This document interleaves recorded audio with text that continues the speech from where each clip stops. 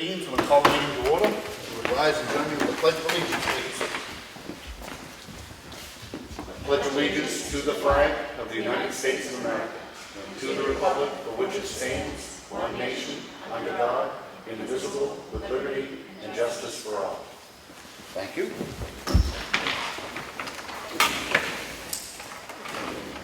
Roll call, Sam Mark. Here. Martha Eldridge. Here. And Rick Morgan's here. Public input. No public. How's things at the library? The library's good. Awesome. Yes, the library's awesome. We're down there. We got the 2 cruisers from the PD. We're taking the stickers off of them right now, and that's it. We ought to not let those hang around No, like the last ones. I put them in the garage because the last time we put them out back, and we're gonna leave them in the garage. Okay. Did they already pull out the electronics out of them?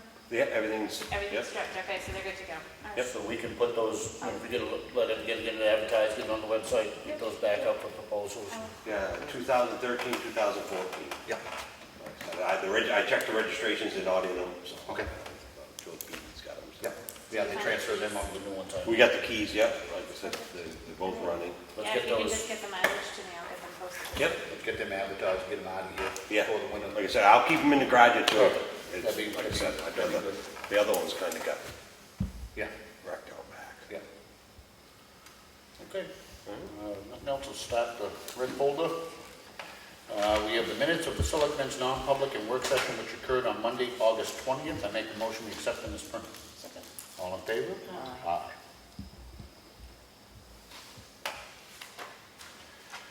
We have the minutes of the Selectmen's meeting which occurred on Monday, August 20th. I make a motion we accept them as printed.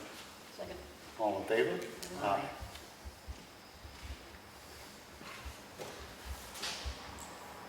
We have the check voucher totals. Week ending 8/25 payroll with taxes and benefits was $44,987.31. We had accounts payable for week ending 8/20 in the amount of $12,010.16.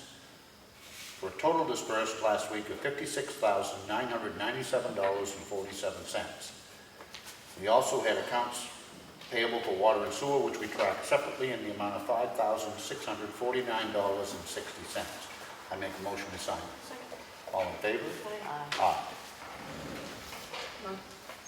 For those who may be watching for the first time, there is a multi-level review before it gets to this process where every bill is approved by the department head, coded by them as to which line in their budget it's to come from. Then it goes to finance. Then each individual bill comes to the selectmen to be reviewed and initialed individually by us before it gets to this part. There is a very comprehensive review of everything that gets paid.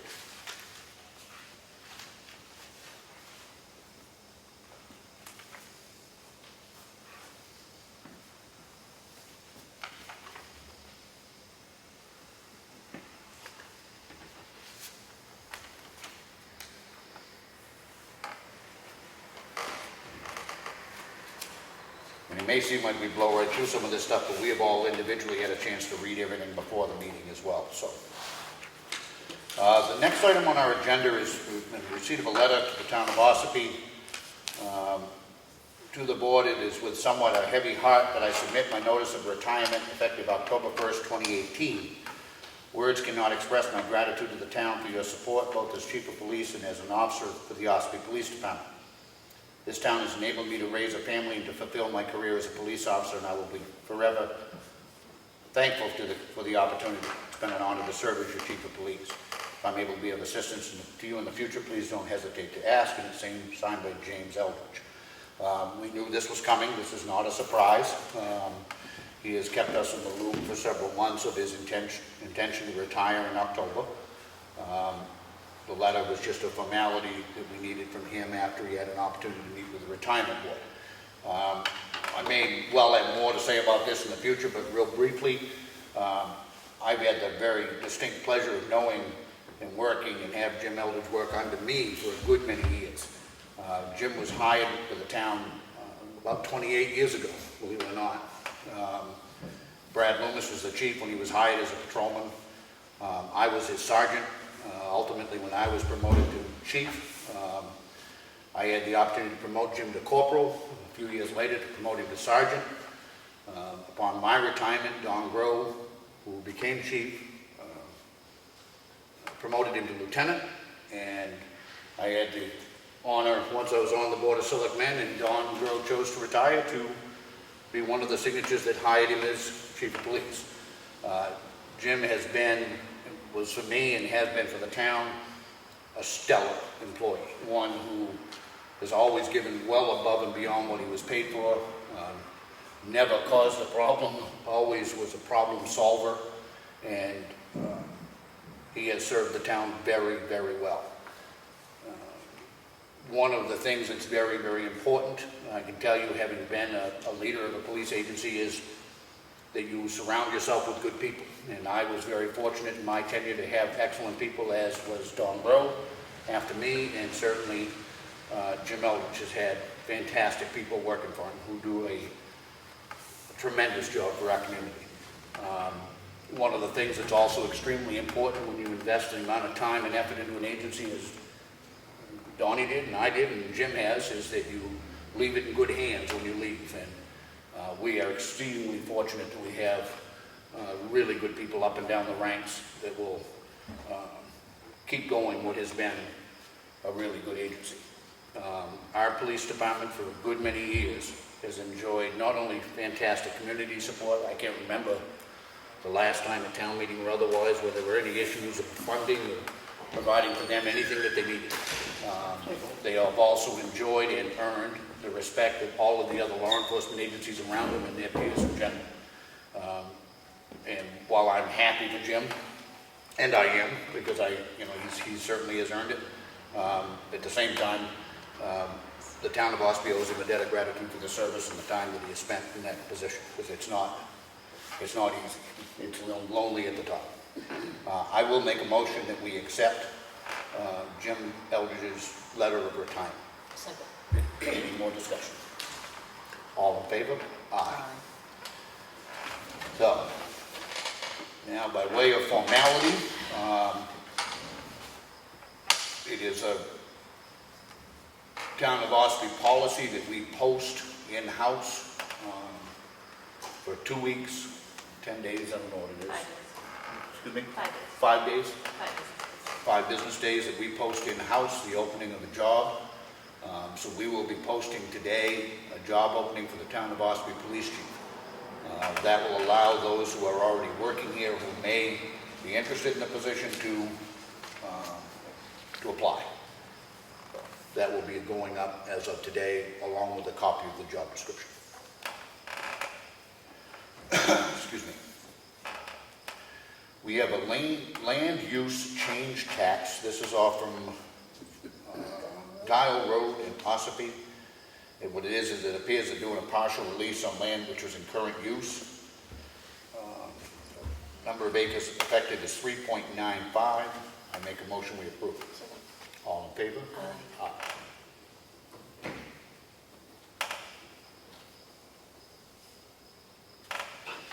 And as a result of that land use change, we have a warrant to authorize our tax collector to collect $3,670. I make a motion we approve. Second. All in favor? Aye. Aye.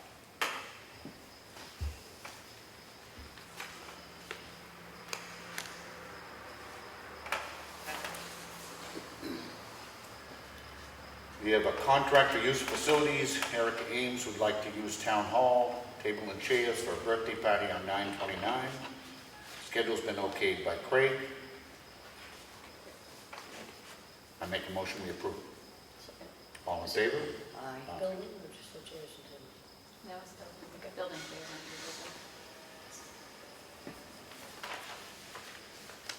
We had mentioned it last week, and Ellen has prepared a letter as to the Ossipee Garden Club. Dear Garden Club members, we have noticed the lovely roadside gardens all over town.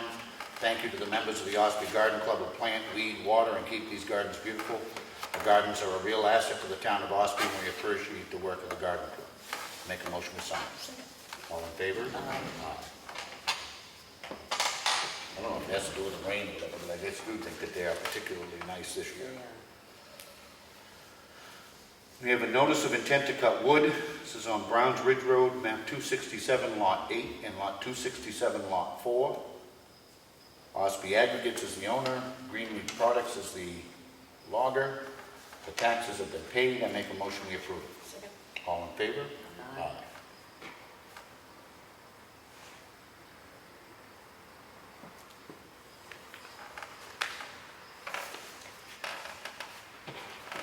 This is a letter that should have been able to read last week, but somehow it got lost and left in my box in there instead of the one for the red folder. But this is the response we received from the New Hampshire Fish and Game regarding the swimming at Connor Pond.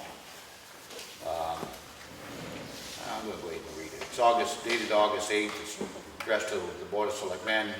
Said, we received your letter dated July 23rd, which references your August 11th, 2014 letter regarding swimming restrictions at the subject public boat access area. The position of the department has not changed. This is by law, and then it cites FIS 1603.01D. The swimming shall be prohibited at all BAAs controlled by the New Hampshire Fish and Game Department. This law is intended to reduce potentially adverse conditions affecting boat ramp access for launching and retrieving boats and public safety. It is applicable to BAAs where trailer motor boats are launched, as well as a car top boat access such as Connor Pond, where boats may be propelled with paddles and electric motors that have the potential to injure swimmers. It is consistent with state law prohibiting watercraft at state-operated beaches, and they cite RES 7303.05A and B.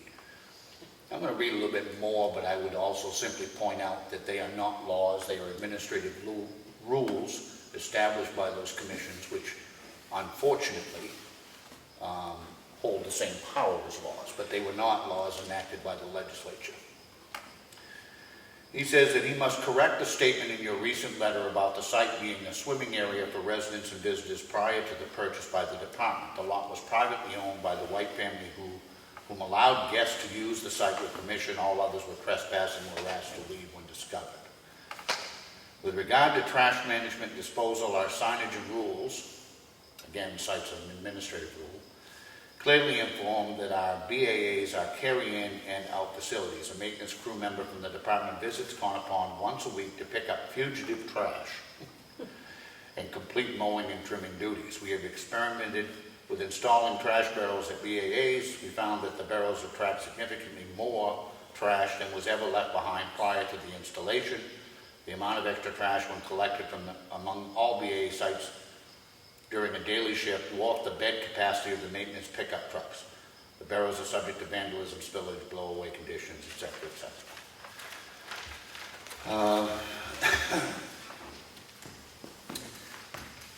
The carry-in, carry-out method is common practice at national and state parks all over the country. Although not perfect, we have found our approach to be the most effective trash management method within the limits of the department's budget and resources at the vast majority of BAAs, providing a consistency satisfactory result.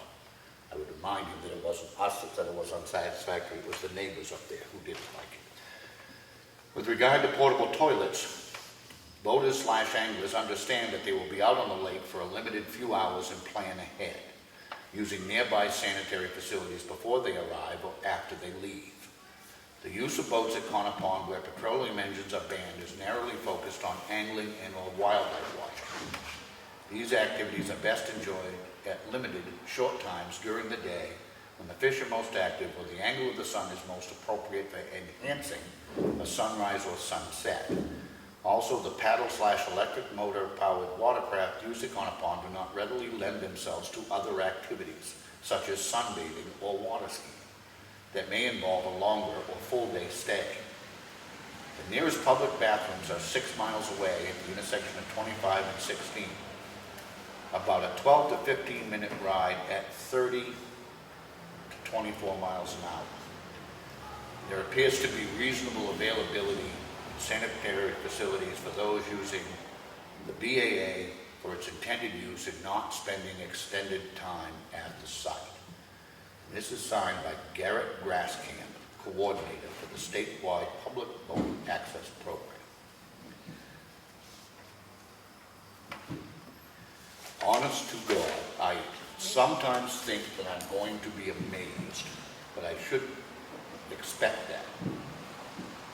There is no nice way of saying that that is the biggest pile of bullshit that you could have in a two-page letter.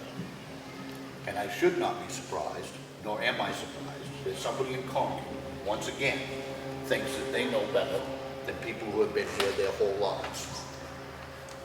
That's enough on that. Unless you want to add to it. Go ahead. Can I say something? I talked to one of the people who sold that property. There was two of them. Okay? You know them, Bueller and Rodney White. Rodney told me that was he read it and that's a lie.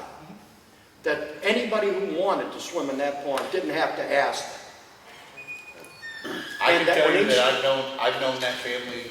And that he said that when they sold it, it was under the agreement, but it was only verbal, that anybody could still go swimming there. I know that I used it. I never had to have permission to use it. I certainly would have sought permission if I thought I needed permission to use it. And quite frankly, I think they would have been granted if I'd had to ask it. But again, it's somebody in Concord who thinks they know more than the people who have lived here their whole life. And that's the unfortunate truth of it. They don't have children in this, don't have children sitting in They the also air got conditioning you've got a all couple day. of abutters, one abutter there, who is the problem. I understand that, but the problem becomes, and I'm reading another letter which also actually addresses it quite well. And what happens is when Concord, people in Concord, start trying to paint the entire state of New Hampshire with one brush, which is what they do all the time on 1,000 different issues. It doesn't make any sense. I know it makes it easier for them. It really does. It makes them easier if the rules at all of the boat launch are exactly the same. Makes it easier. It doesn't make it right, and it doesn't make it fair, and it doesn't make it comport to any form of common sense. The issues at Corner Pond are exceedingly different than they are at a motorized boat launch on Ossipee Lake. They want to paint everything with one brush, and that's typical. This is a letter which I was glad to see. It's dated August 27th. This is directed to Mr. Glenn Normandeau, the Executive Director of Fish and Game. And as Dear Director Normandeau, I'm writing to respectfully ask that your department reverse its decision to not allow swimming at the Corner Pond boat launch in Ossipee. A popular spot in the summer months, Corner Pond has long been a safe place for families to come and enjoy nature. I am disappointed to hear that Fish and Game denied the request from the town to allow swimming at that location.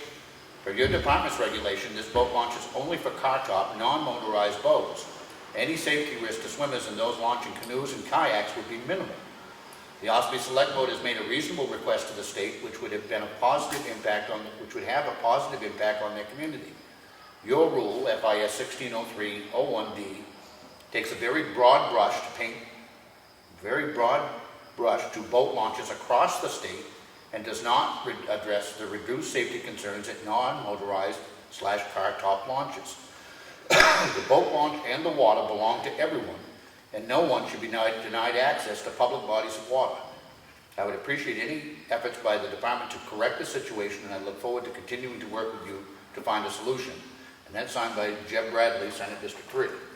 I was encouraged and happy to see that. Again, I think what we have asked is not unreasonable, but there you go. We have a license to sell pistols and revolvers. For us to issue a license to a Christopher Sirois, S-I-R-O-I-S, Sirois, Siritac LLC, and this is for a transaction which is going to be conducted at 495 Route 16. I make a motion we approve. Second. All in favor? Aye. Yes. Where's that? Big moose, I think, down that area, I believe. It's down where that Goshen, big moose. Oh, okay, all right, thank you. Thanks. We have a memo from Brad Harriman regarding the transfer station quotes, which we opened last week. The town has received 2 quotes for hauling the MSW and demo from the transfer station. North Conway, they were both bid on 3 years. North Conway and Center, I'm going to give you the averages. When the 2 quotes were averaged, they come out as follows. North Conway Incinerator is going to charge $79.83 per ton for MSW and $97.69 a ton for demo. Waste Management was $103.69 a ton for MSW and $129.06 per ton for demo. Also on the container rentals, North Conway Incinerator is going to give us 6 demo containers at $400 a month and 2 compact containers at $280 a month, while Waste Management, the 6 demo containers were $1,500 a month, and there was no quote included for the compact containers. Long story short, it was pretty clear, and Brad's recommendation is to award the contract to North Conway Incinerator for the next 3-year period. I will make a motion that we do that. Second. Any discussion? All in favor? Aye.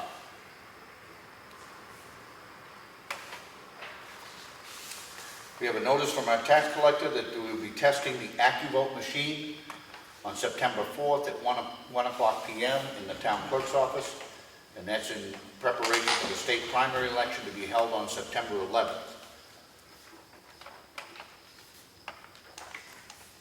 We have a notice of decision from the planning board. This is regarding case number 18-2-SUBD. It's a subdivision on Blake Hill Road, which was granted. It's here in the folder if anybody would like to look at it. We've been carbon copied a letter from the planning board to Attorney Sager, town's attorney.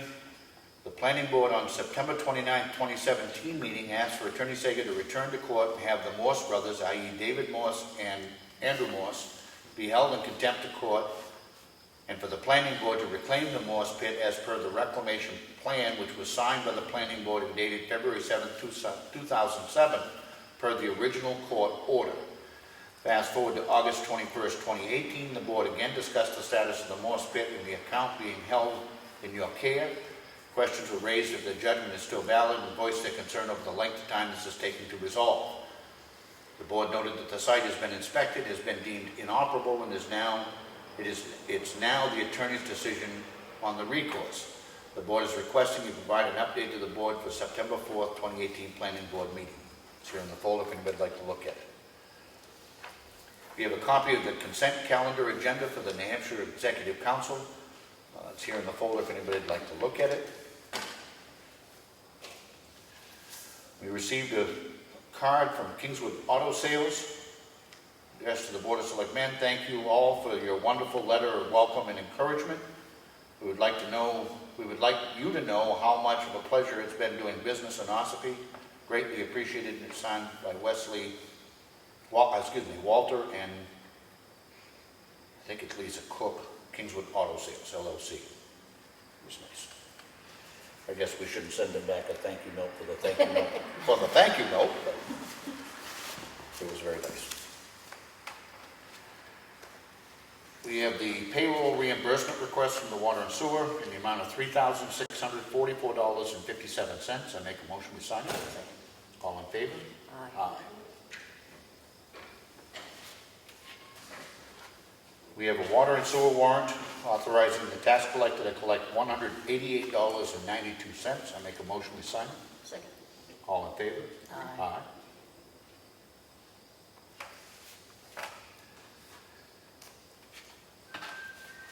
We have a water and sewer warrant authorizing the tax collector to collect $190.90. I make a motion we sign it. Second. All in favor?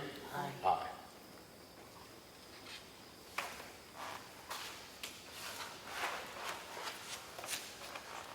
Concludes the red folder.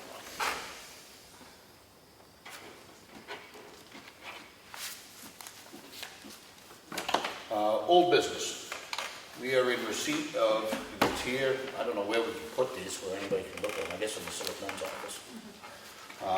It's a letter from Dressed Ellen White, Town Administrator, enclosed. Please find for your information a complete set of right-of-way plans and a complete set of half-scale plans for the above subject project. The department expects to receive the contract bids for this project on August 16, 2018, and the construction will be started shortly after Governor and Executive Council approves the contract. I believe this is on the Twin Bridges in West Ossipee. So the plans are all here. We will have them and make sure that they are available in the Selectmen's office if anybody wants to look at them. Obviously, they're just too large to post them someplace. So if anybody wants to look at them, they're here and you're more than welcome to.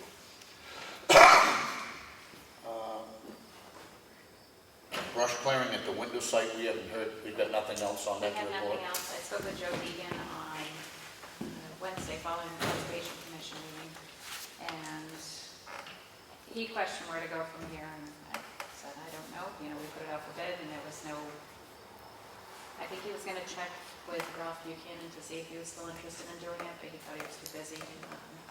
Okay. Maybe as we get closer to fall, maybe we ought to put it back out to bid. Maybe some of the guys who've been busy all summer will be starting to lighten up a little bit. That's what I would suggest.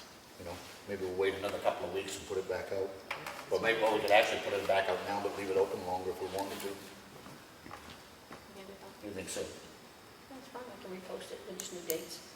Why don't we put it back out and ask for a close date of end of September?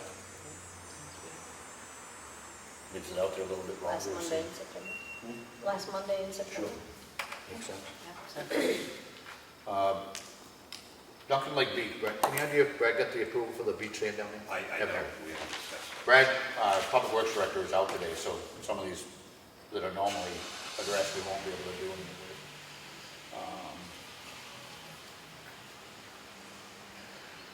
Kelly, you wanted to speak to us about the books? I do. Part of our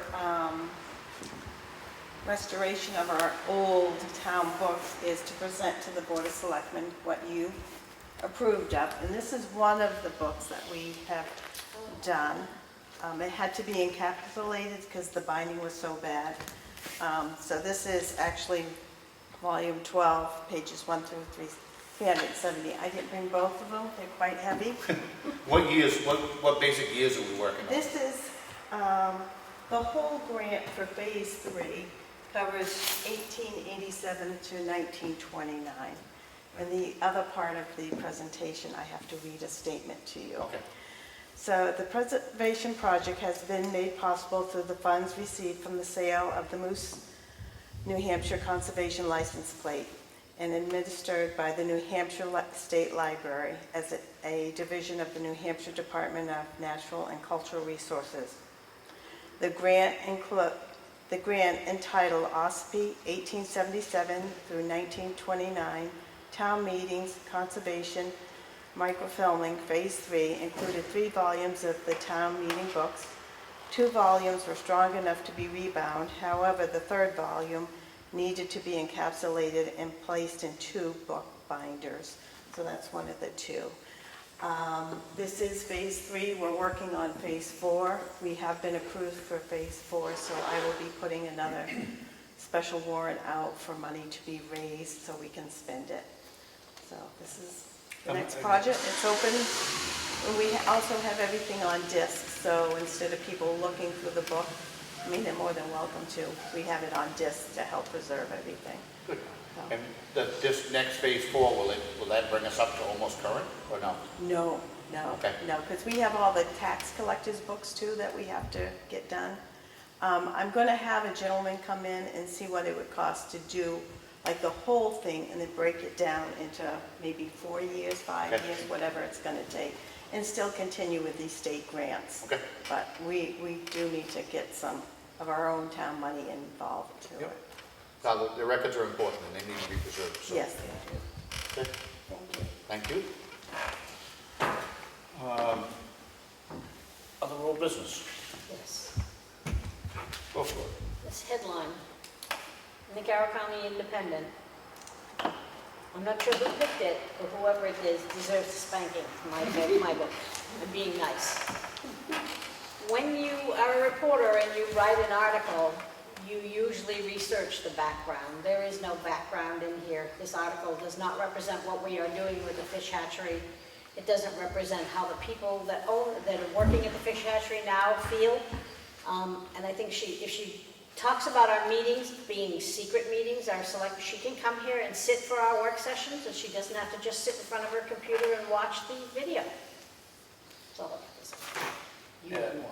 Well, I expand on it a little bit. First of all, when it comes to Sumner Brook, this is not in any way, shape, or form any act of animosity between us and the folks who have been running the fish hatchery down at Sumner Brook.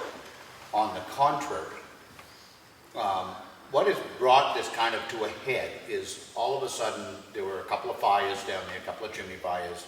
We sent the building inspector down, realized that there needs to be some pretty substantial work down there. I was one of the last ones to come around to this, and it was honestly Sam who helped convince me of it. And I don't say that lightly because I'm somewhat bigoted sometimes too.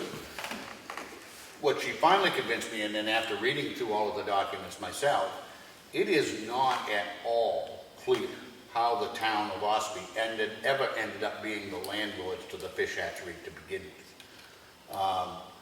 It started off by a private group of individuals who formed what was called the Sumner Brook Association. They somehow acquired ownership of about 155 acres of land on both sides of Route 16, which also encompassed the fish hatchery.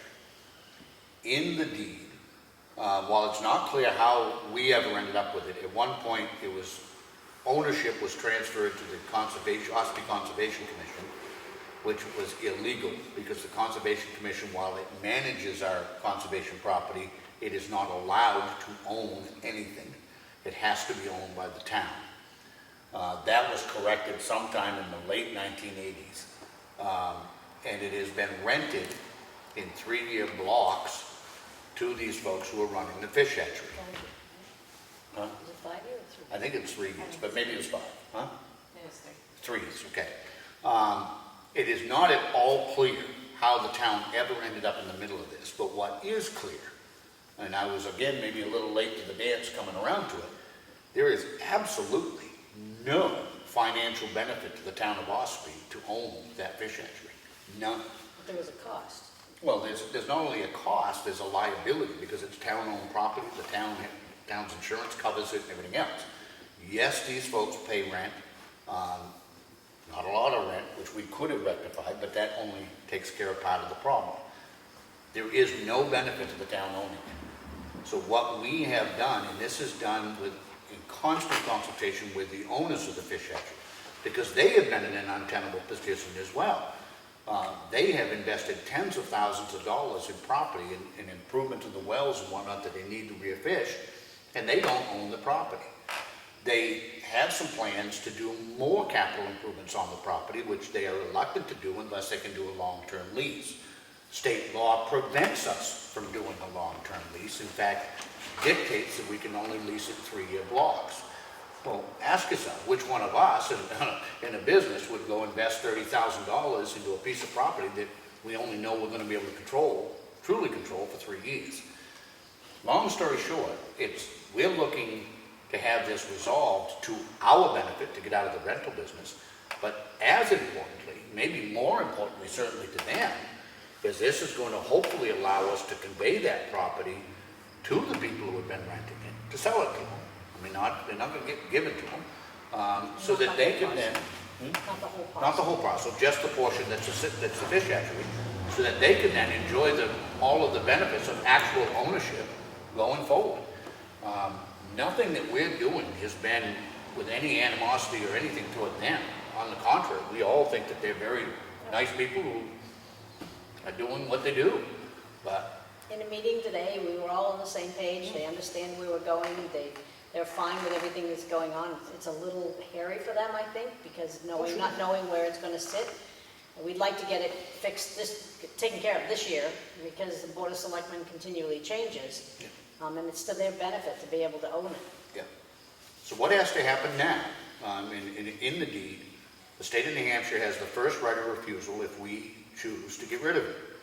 So we're working with our town attorney, working through the issues of the easements that are on the property, as well as back to the state of New Hampshire through Fish and Game.